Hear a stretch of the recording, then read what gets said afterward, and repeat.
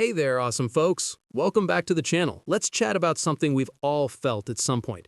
You ever try to move on from someone, but no matter what you do, they just stick in your head like gum on your shoe? Like you're sipping your tea, scrolling through your phone, or even trying to enjoy the cool breeze outside, and bam, there they are, popping up in your thoughts, out of nowhere.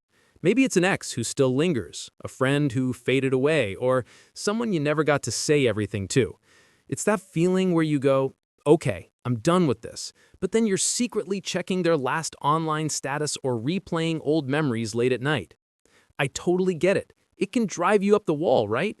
You want to let go and move on, but your brain keeps hitting replay. Don't worry though, you're not alone in this wild ride. Today, we're going to unpack the psychology of why it's so tough to let go. And I promise it's not just you being extra, it's your amazing mind doing its thing. And I'm here to break it down with you like we're hanging out on a cozy call, figuring out life together. Okay, let's start with a little pep talk. If you're finding it super hard to let go of someone, please don't think it means you're weak or that something's broken inside you. Nope, that's not the case at all. This struggle is actually your brain doing what it's built to do, and it's kind of cool when you think about it. Imagine this. When someone made you feel like the most important person in the room, maybe they were there when you were down, shared a laugh that lit up your day, or just had this special way of making you feel at home, your brain started connecting them to all that goodness, comfort, happiness, that warm, fuzzy feeling you can't put into words. It's like your brain gave them a golden ticket to your happy place. So when they're not around anymore, your mind doesn't just say, "Oh, cool, next chapter." It holds on, chasing that good vibe even when they're gone. It's like finishing a delicious bowl of ice cream and then daydreaming about it for hours. Your brain wants more of that sweetness. Experts tell us this happens because our brains love routines. When someone becomes a big part of your life, your go-to for late-night talks or weekend hangouts, your mind gets used to having them around. Then when they're not there, it's like, wait, where's my joy buddy? Let's sort this out. It's not a flaw. It's your brain adjusting to a shift. Let me tell you a quick story. I had this friend I used to chill with all the time. Movie nights, pizza feasts, the works. When we drifted apart, I kept replaying those fun times in my head, even though our last chat was a bit off. My brain was clinging to the good stuff, brushing past the awkward end.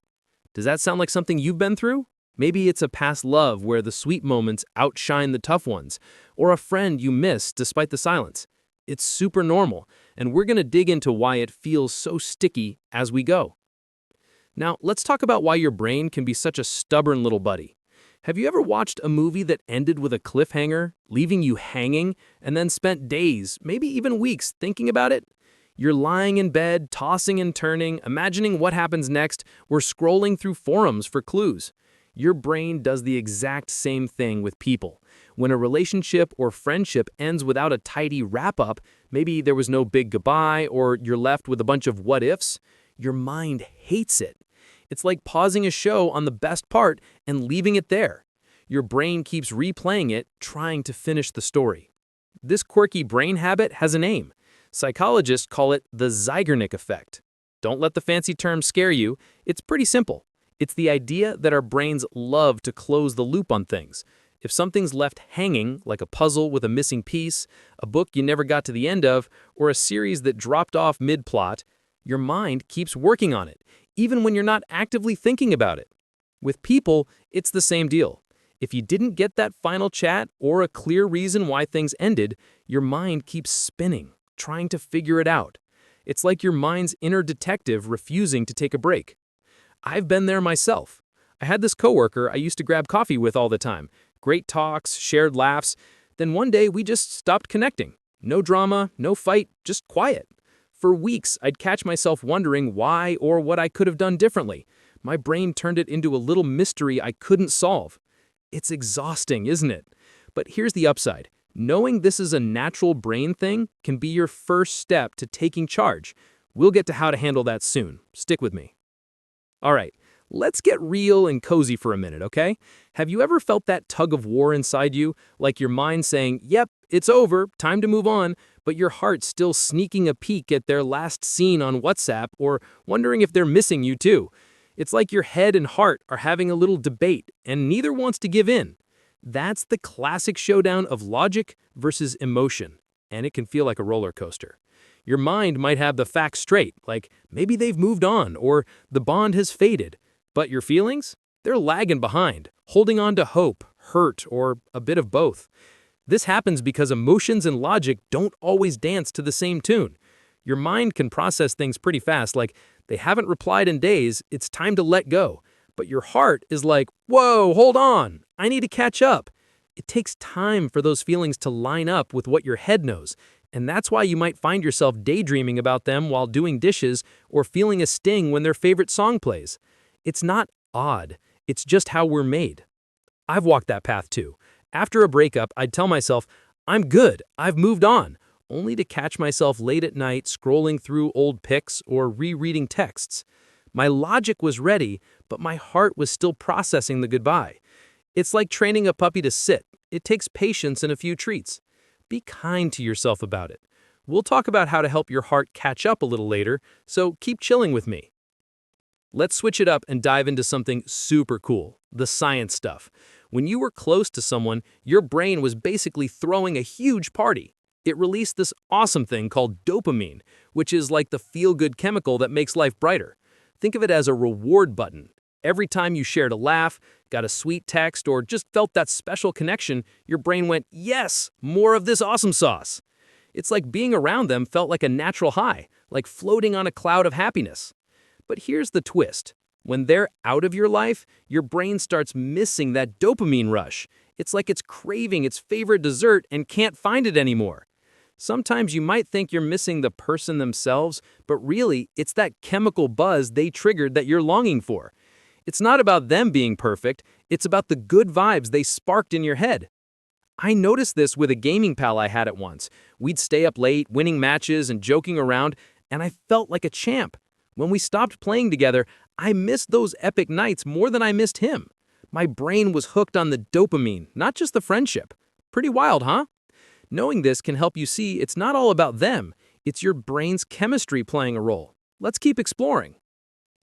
All right, let's chat about those mental movie montages you keep watching. You know the ones, the best bits that play on repeat, the laughter that filled the room, those sweet messages that made your heart skip, the times they made you feel like you belonged. Your brain loves to rewind to those scenes like your personal feel-good playlist. But here's the catch. It's not showing you the whole movie. It skips the arguments, the awkward silences, or the times they let you down. Why? Because it's trying to shield you from the full hurt all at once. Your mind acts like a protective filter, letting only the shiny, happy parts through, which creates this rosy, almost magical version of the past.